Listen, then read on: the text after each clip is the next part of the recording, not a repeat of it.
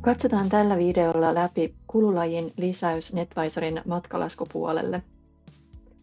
Matkalaskujen käyttöönoton yhteydessä kannattaa hyödyntää valmiita palkkamallipohjia, vaikka noita palkkoja ei olisikaan tarkoitus NetVisorin kautta maksaa, koska niiden mukana saadaan sinne automaattisesti myös näitä matkalaskujen kululajeja. Tällä hetkellä käytettävissä olevat kululajit voi tarkistaa esimerkiksi täältä palkat ja palkkamallien hallintakohdan kautta. Ja täältä nähdään heti, että sinne on otettu pohjaksi tuollainen palkkiot ja matkat palkkamalli. Ja tuon palkkamallin mukana täältä yrityskohtaisiin palkkalajeihin on tullut näitä verottomia kustannusten korvauksia. Eli täältä jos katsotaan, niin kaikki tuollaiset kululajirivit, joissa on lähteenä matkalaskukulurivit, niin tulisivat valittavaksi sinne matkalaskupuolelle, tietysti noiden kilometrikorvausten ja päivärahojen lisäksi. Ja nyt jos halutaan lisätä sinne kokonaan uusi palkkalaji mukaan, niin valitaan tuolta tuo lisää uusi palkkalaji, annetaan palkkalajille nimi, ja sen voisi tietysti antaa siellä eri kieliversioilla aina tarpeen mukaan.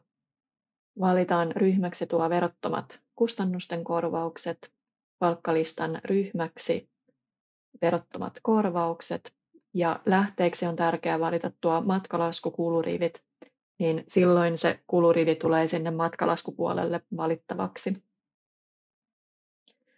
Ja tulolaji valittaisiin sen mukaan, ollaanko lisäämässä sellaista kululajia sinne, joka on tarpeen ilmoittaa tulorekisteri-ilmoituksella.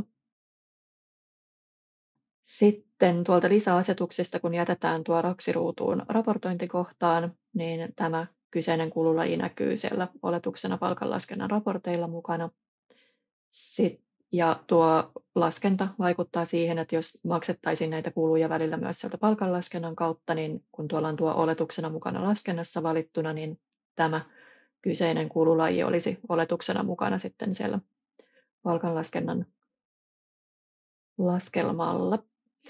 Ja sitten tuo maksaminen sekä toistuvuus, niin nuovat tuollaista lisätietoa sinne tulorekisteriin.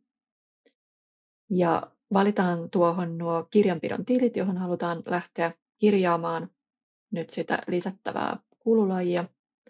Eli nämä tosiaan ihan sen teidän yrityksen tiliointikäytännön mukaan voivat erota tuosta meillä tässä demossa käytettävistä tileistä. Sitten tuolta löytyy tuollainen tilioinnin yliajo, eli tähän jos laitetaan RAKSi-ruutuun, niin silloin matkalaskun tekijä voisi siellä matkalaskua tehdessään yliajaa tuon oletustilin tuosta. Ja viimeisenä tuolta löytyy oletusalviprosentti, eli jos kyseessä olisi sellainen kulu, joka oletuksena aina sisältäisi alvia jonkun tietyn prosenttimäärän, niin voitaisiin se valita tuonne valmiiksi. Ja tallennetaan tuosta muutokset ja nyt sieltä sinne on lisätty tuo uusi kululaji ja se on siellä matkalaskupuolella käytettävissä. Jos yrityksessä maksetaan välillä näitä kuluja myös palkanlaskennan yhteydessä, niin on tärkeää muistaa lisätä tuo uusi kululaji myös sinne palkanlaskennan kaavoihin mukaan. Päästään tekemään tuo lisäys täältä palkat ja palkkamallien hallintakohdasta ja avataan sieltä tuo haluttu palkkamalli. Ja täältä valikosta löytyy nyt tuo äsken lisäämämme uusi kululaji, eli sieltä löytyy tuo yömatkaraha.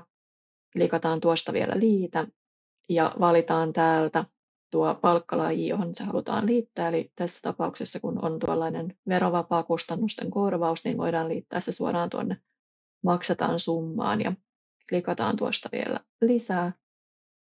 Ja nyt tosiaan näkyy tuossa tuo tämänhetkinen maksetaan summan kaava tällä kyseisellä palkkamallilla. Ja siellä on nyt sitten mukana se meidän yömatkaraha. Tämä on palkkamallikohtainen asetus, eli jos teillä on useampia palkkamalleja siellä käytössä, niin vastaava lisäys pitäisi tehdä kaikille niille palkkamalleille, joiden kautta on tarkoitus näitä kulukorvauksia siellä maksaa.